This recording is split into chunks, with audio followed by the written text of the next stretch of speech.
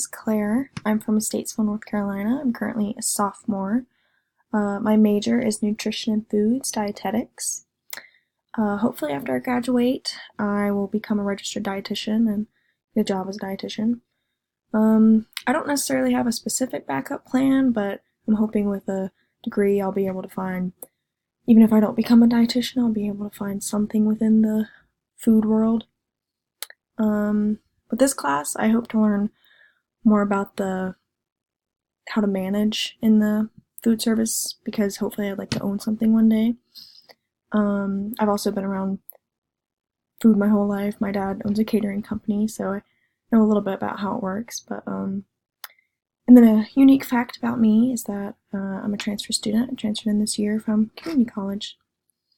So for my dream job, I guess it would definitely be to become a dietitian, and I'd rather work in a consultation office setting rather than a hospital because that just doesn't, it's not something I've ever really wanted to do.